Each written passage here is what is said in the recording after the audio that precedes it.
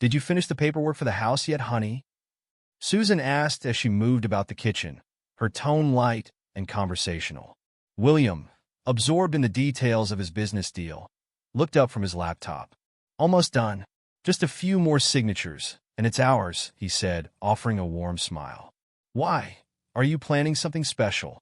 Susan's back was turned, but he could see her reflection in the glass window above the sink. Her lips twitched, forming a brief, unreadable smile. "Oh, you know me? Always planning something," she replied, her voice almost teasing. William chuckled, distracted by the buzz of an incoming email. "Well, don't keep me in suspense," he said, already returning his focus to his work. Susan didn't respond. She poured coffee into 2 cups, stirring one with deliberate slowness. She glanced over her shoulder at William, who was now engrossed in his laptop, completely unaware of the thoughts running through her mind. Later that night, William was in his office, the door slightly ajar. The quiet hum of the house was comforting, a sign of normalcy that he had grown accustomed to. He had almost forgotten about the strange moment in the kitchen when he heard Susan's voice, faint and low. His hand paused over the keyboard, and he leaned back in his chair listening. "I'm not scared of my loser husband," Susan's voice carried through the door, dripping with contempt. "But I don't want to go to jail. I just want to get rid of him." William's heart began to race. He slowly pushed his chair back, careful not to make a sound, and moved closer to the door. "I'll put it in his coffee, and we'll finally be together," she continued, her tone filled with a sinister glee. "All his money will be mine. We'll be fucking rich." William felt like the ground had dropped out from beneath him. He gripped the edge of the door frame to steady himself, his mind reeling.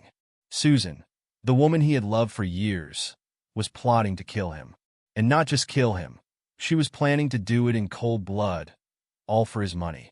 He wanted to burst through the door, confront her right then and there, demand to know how she could betray him like this. But he forced himself to stay silent. His mind raced, processing this shocking revelation. He needed to be smart, not rash. As he stood there, he could hear Susan's voice again, but now it was muffled, as if she was moving further away. He had to think. He had to act fast, but he needed a plan. Susan thought she had everything figured out, but she had underestimated him. William took a deep breath, trying to steady his nerves. He couldn't afford to let her see that he knew. Not yet. He needed to find out everything. Who she was talking to, how far this plot went. His heart still pounded in his chest, but now it was driven by something other than fear. It was fueled by a deep, burning rage. He wasn't going to be her victim. No, this wasn't going to end the way she had planned. As he walked back to his desk, William's mind was already working out the details. He had always been a strategist, and now his life depended on it.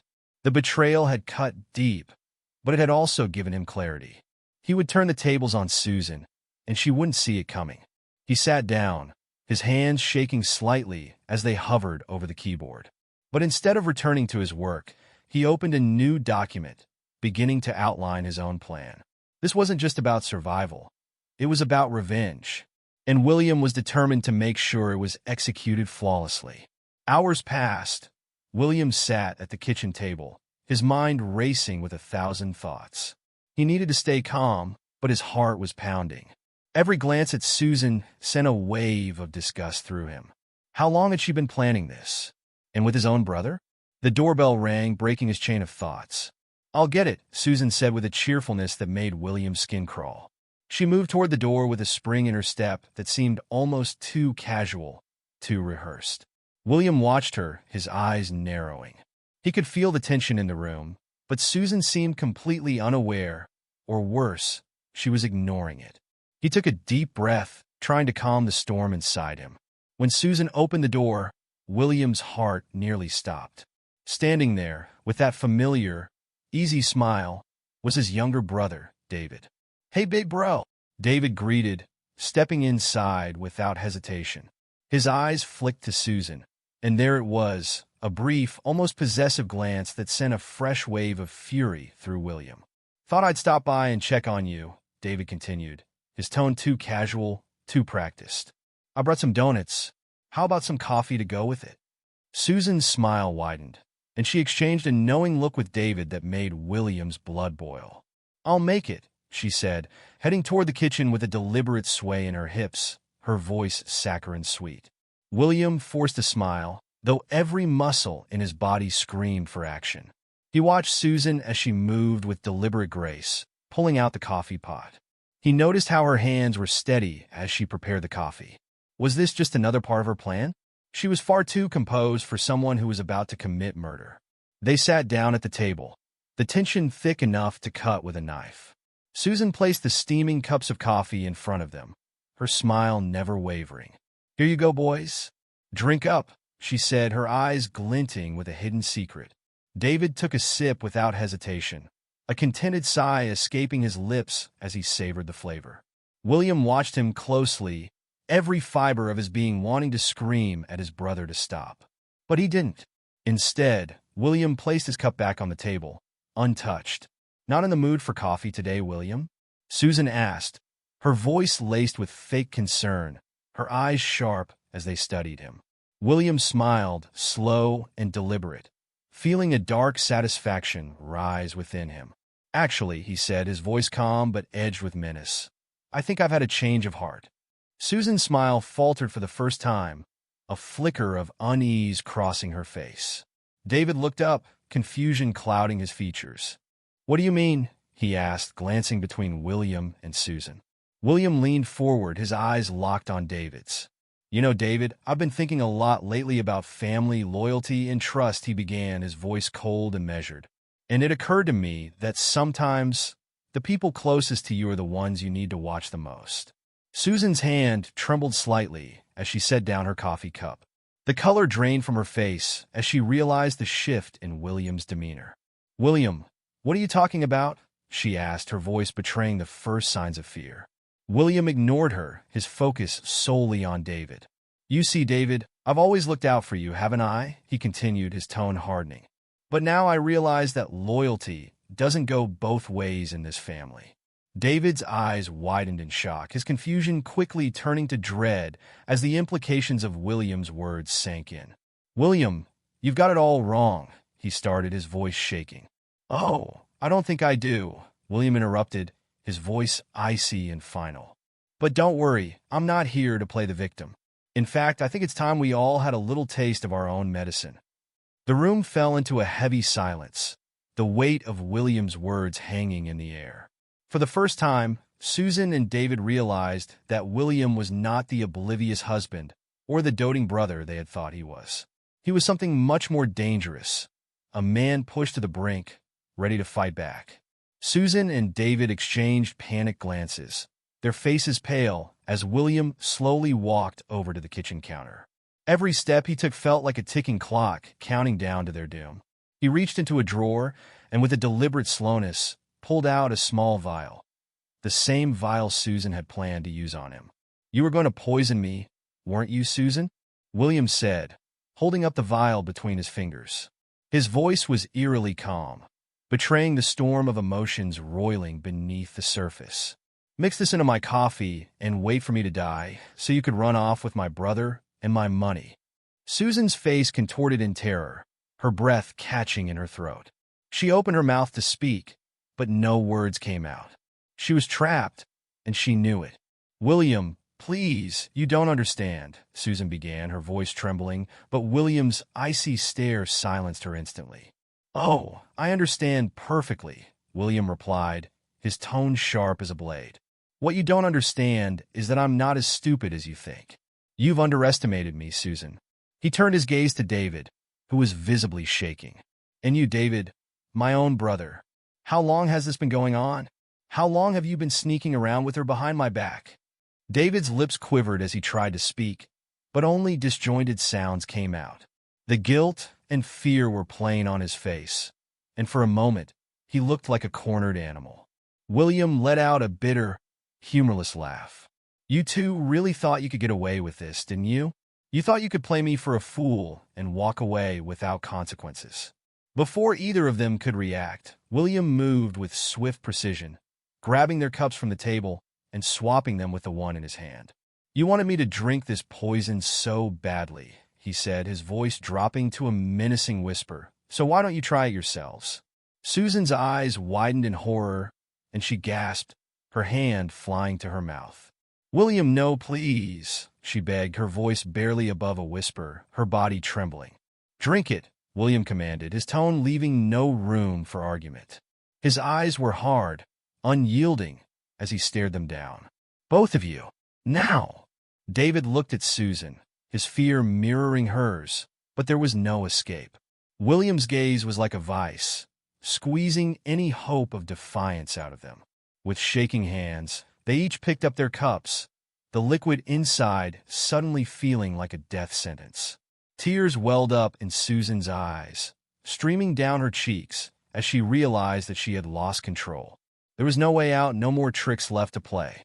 The weight of her betrayal hung heavy in the air, suffocating. "Do it!"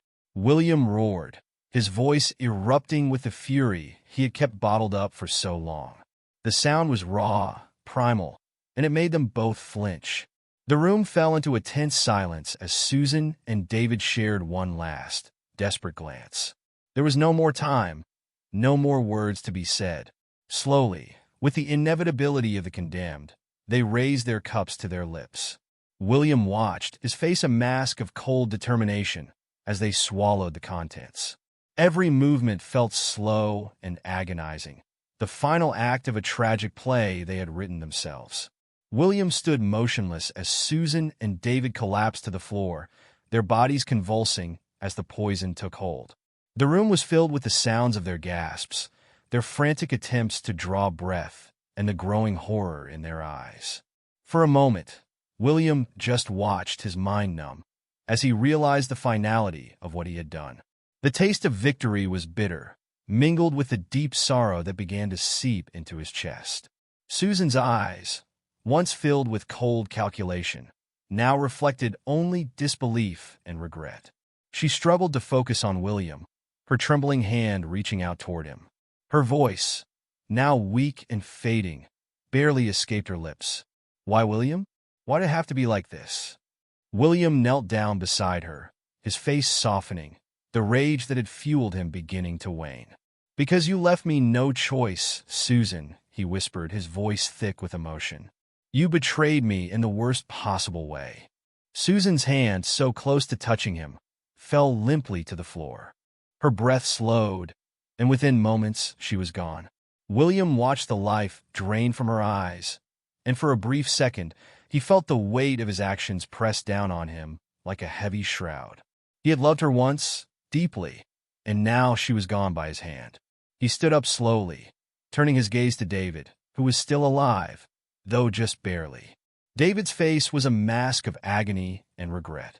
He tried to speak, his voice choked with tears. "I'm sorry, William. I'm so sorry." William's expression hardened again, the sorrow in his heart clashing with the sense of betrayal that still burned within him. He took a step closer to his brother, looking down at the man who had once been his closest ally, his family. "You should have known better, David," William said, his voice low and steady. "Family means everything to me, but you threw it all away for her."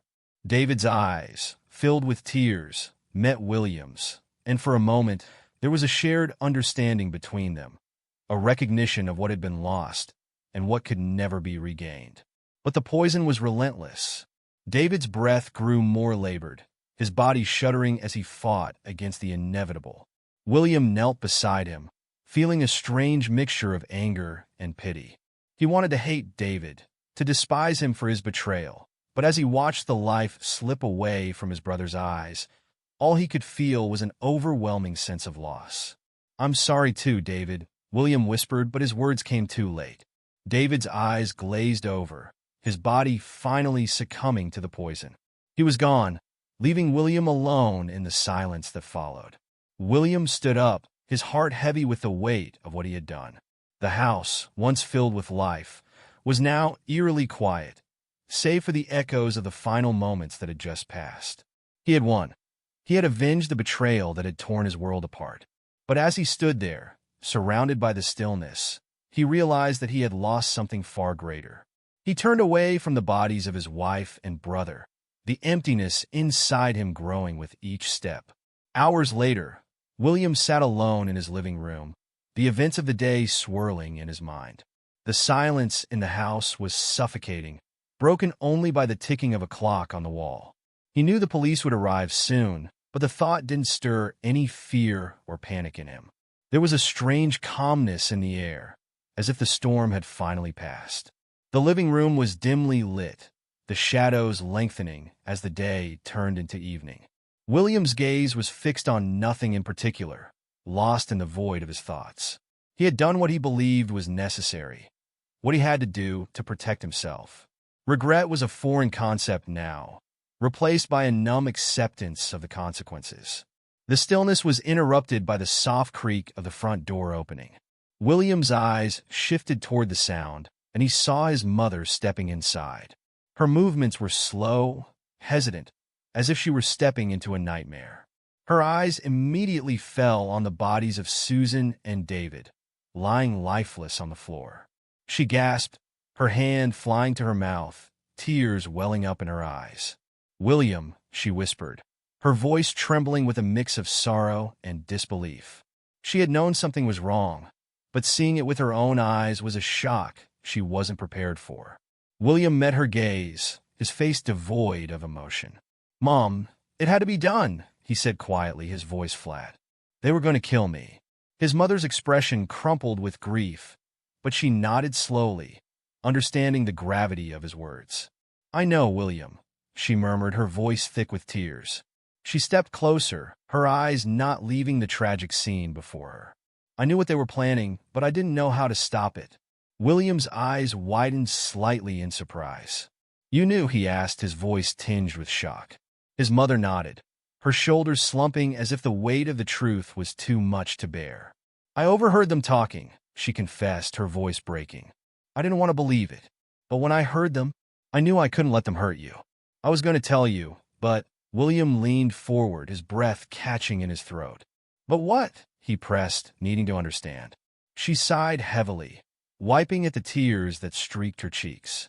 "I was too late," she admitted, her voice filled with regret. "By the time I made up my mind, you had already found out." William's head fell into his hands, the full weight of everything crashing down on him. The betrayal, the violence, the loss, it all became too much to bear. "I didn't want it to end like this, Mom," he whispered, his voice cracking with emotion. "I know, son," she said softly, her hand resting gently on his shoulder. The warmth of her touch was a small comfort in the cold, unforgiving reality of what had transpired.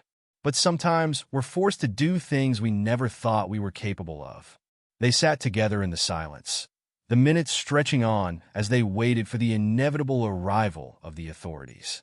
William's mind raced with thoughts of what his life had become.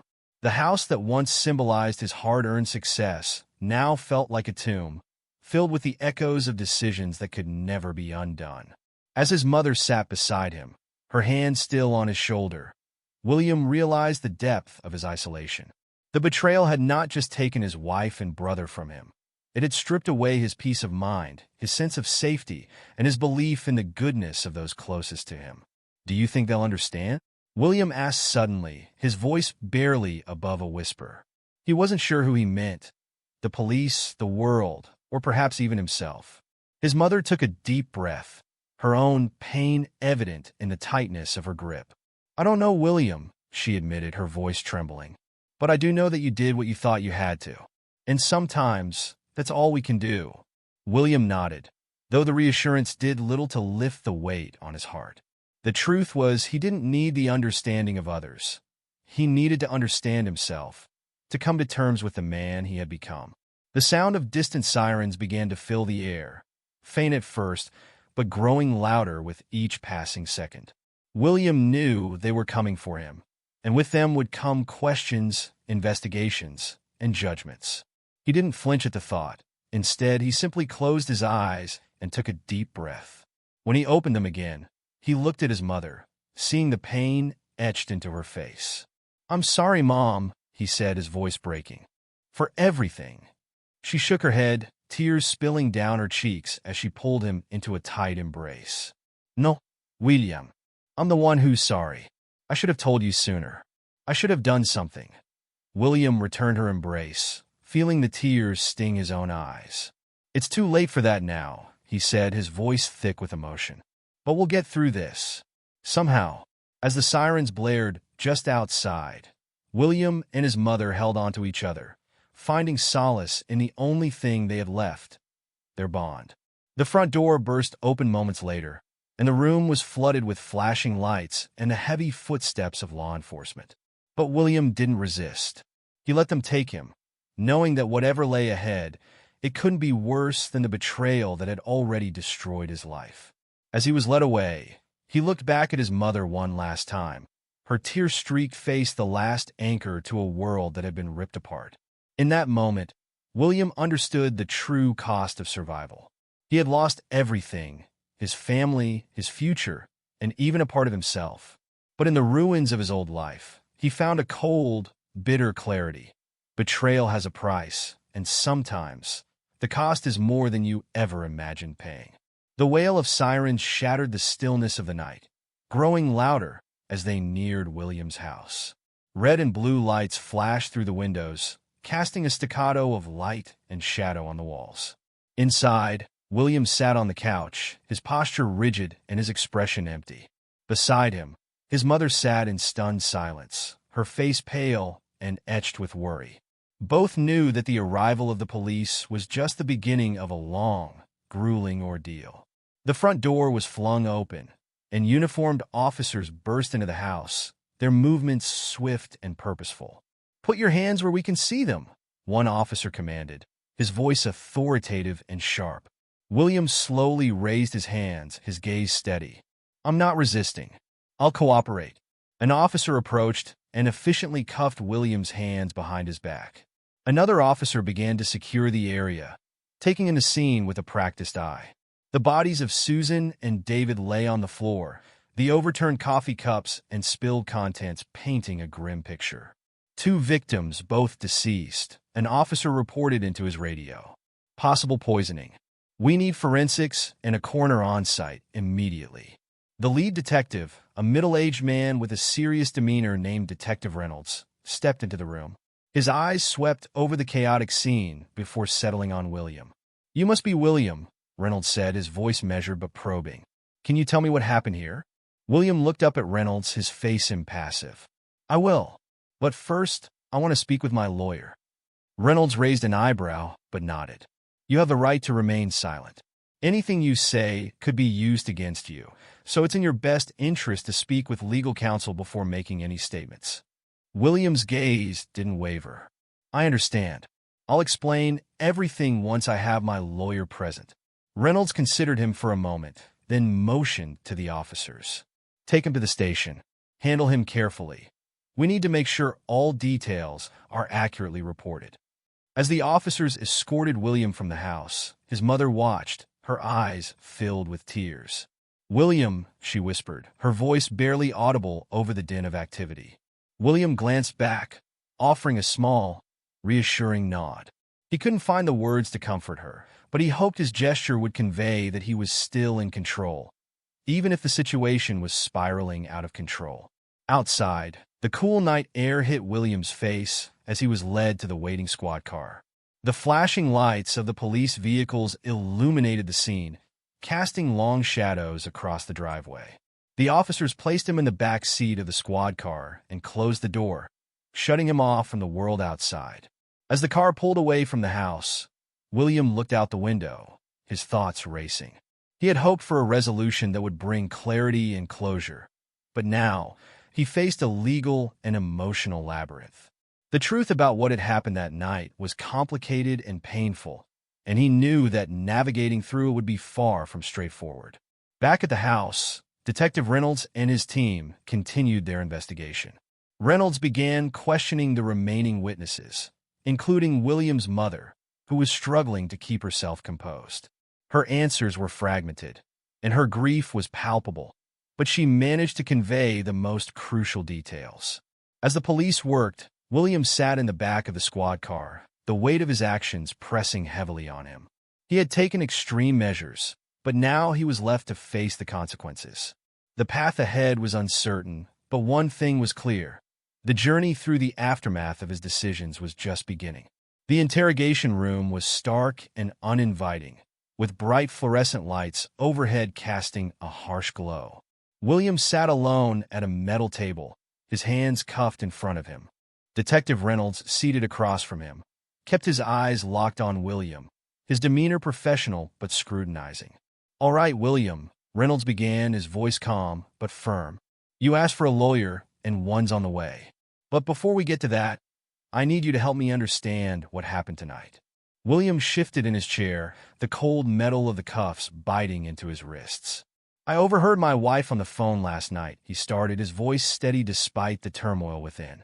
"She was planning to kill me. She was going to poison me, and she was working with my brother to do it." Reynolds raised an eyebrow, his interest piqued.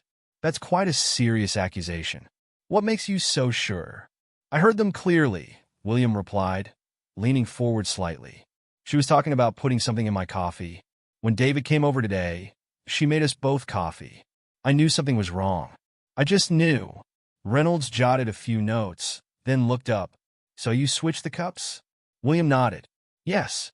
I didn't want to wait and find out what would happen. I wanted them to know that I wasn't going to be their victim." "And then they both?" Reynolds asked, letting the question trail off.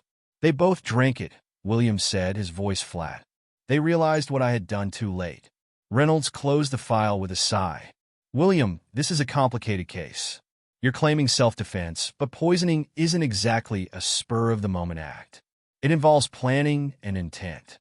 William's gaze fell to his hands, the weight of the metal cuffs a constant reminder of his predicament. "I didn't see any other way out," he said quietly. "They were going to kill me. If I hadn't acted, I'd be dead right now." Reynolds studied him, then leaned back in his chair. "The law doesn't always align with our personal sense of justice. This case is going to be messy, no matter what." A knock on the door interrupted them. Reynolds glanced at the clock, and then back at William. "Your lawyer is here," he said. "We'll pause for now." William's lawyer, a middle-aged man with a calm demeanor named Sam Brooks, entered the room. He offered William a reassuring nod before taking a seat next to him. "William, we'll get through this," Brooks said, placing a hand on William's shoulder. "Let's hear what Detective Reynolds has to say." Reynolds briefed Brooks on the basics of the case, while William sat quietly, absorbing the information. The reality of the situation was starting to sink in. He was facing charges, and his actions would be scrutinized in a way he had never imagined. As Reynolds wrapped up his summary, he stood up, signaling that the formal questioning was over for now. "William, we'll proceed with the investigation. I'll be in touch. Remember, anything you say can still be used in the case." William nodded, his expression resolute. "I understand." As Reynolds left the room, Brooks turned to William. "We need to be prepared for a long road ahead. The details you've given us are important, but we'll need to build a strong case to explain your actions." William took a deep breath, feeling the tension in his shoulders. "I just want the truth to come out," he said, his voice tinged with a mix of determination and apprehension. Brooks nodded. "We'll make sure that happens. For now, let's focus on getting you through this." As the door closed behind Detective Reynolds and Brooks, William sat back in his chair, the weight of his decisions heavy on his mind. The immediate danger was over, but the real challenge was just beginning. The path to clearing his name was uncertain and fraught with obstacles, but he was prepared to face whatever came next. The courtroom was filled with a low hum of conversation as spectators filled the seats, eagerly awaiting the trial of William. His case had captivated the town, and the courtroom buzzed with anticipation. The dramatic events of betrayal and revenge had become a sensation, and everyone was keen to see how justice would unfold.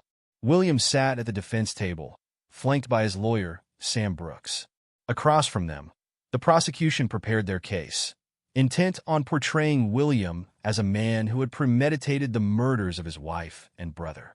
They argued that William had taken the law into his own hands, and their aim was to depict him as calculating and vengeful. Brooks reviewed his notes and whispered to William, "We need to stay focused. The jury needs to understand the threat you faced and the emotional turmoil you were under." The trial began with opening statements. The prosecution presented their case first, painting a picture of William as a man who, despite having options, chose violence. They argued that William could have sought help or confronted his wife, but instead opted for murder. Next, Brooks delivered the defense's opening statement, emphasizing William's fear for his life. He outlined the betrayal William had suffered and the imminent danger he faced. William didn't act out of malice, Brooks argued. He acted to save his own life from a premeditated threat. Witnesses were called, starting with William's mother. Her testimony was heart-wrenching. She described discovering the affair and overhearing the plan to poison William. Her voice cracked as she recounted her efforts to warn her son, highlighting the emotional strain and fear she experienced. The prosecution countered by questioning William's choices. "Why didn't you go to the authorities?" they asked. "Why didn't you confront your wife directly?" William's response was calm but strained. "I didn't know what else to do. I was terrified. I acted on instinct." The courtroom grew tense as the trial progressed. William's fate rested in the jury's hands. Each argument and testimony seemed to weigh heavily on him, and he sat in silence, feeling the gravity of his decisions. The jury's decision was imminent, and William could only hope that they would understand the desperation and fear that had driven his actions. After several tense days of deliberation, the jury finally returned to the courtroom. The atmosphere was thick with anticipation. William sat at the defense table, his heart pounding as he gripped the edge of the table. His mother sat beside him, her hand clutching his, her face a mixture of hope and fear. The courtroom fell silent as the jury foreman stood up, holding the verdict in his hands.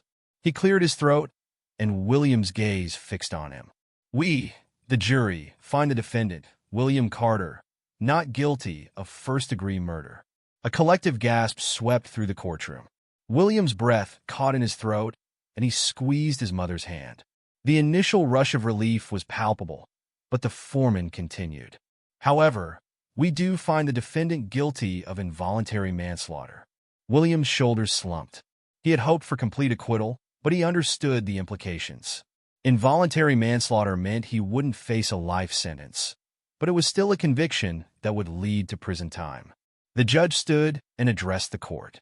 "William Carter, I hereby sentence you to 10 years in prison with the possibility of parole after 5 years."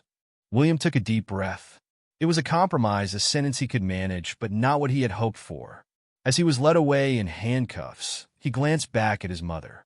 She was sobbing quietly, her tears reflecting the heartbreak and relief intertwined in her expression. "I'll be okay, Mom," William said, his voice steady despite the situation. "I'll get through this."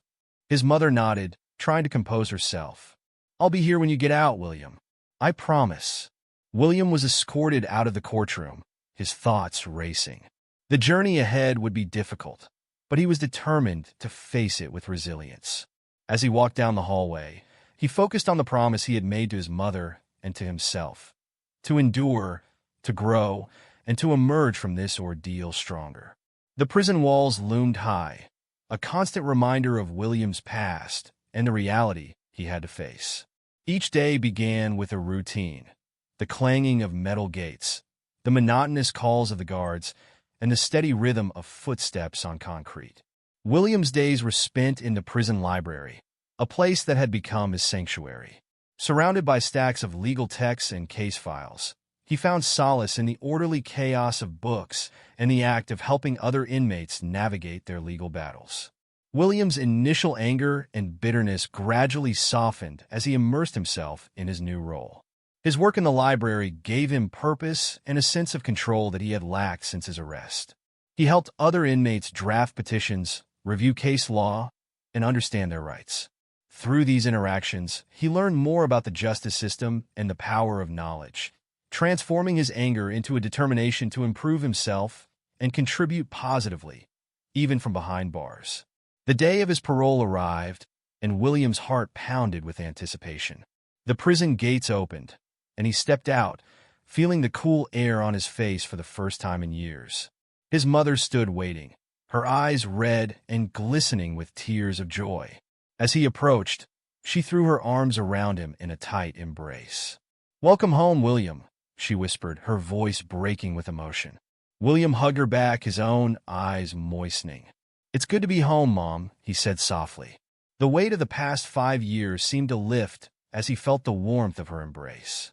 They walked to the car, William carrying only a few personal belongings, a stark contrast to the life he had once known.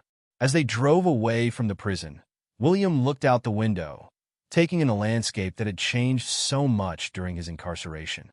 The world outside seemed different, and he too had changed. The scars of the past remained, but they no longer defined him. His mother reached over and squeezed his hand, a gesture of comfort and solidarity. "We'll get through this together, William," she said, her voice steady despite the emotion in her eyes. William turned to her, offering a small, grateful smile. "Yes, we will." The car drove along the highway, the prison growing smaller in the distance. William looked back one last time, not with regret, but with a sense of closure. He had faced the shadows of his past and was ready to embrace the uncertain future. The road ahead was unfamiliar and filled with challenges, but for the first time in a long while, he felt a glimmer of hope. As they continued their journey, William felt a renewed sense of purpose. He was determined to rebuild his life, honor the lessons learned, and live with integrity. The future was unwritten, but William was ready to face it with resilience, supported by the unwavering love of his mother and his own inner strength. The promise of a new beginning lay ahead, and William was prepared to embrace it fully.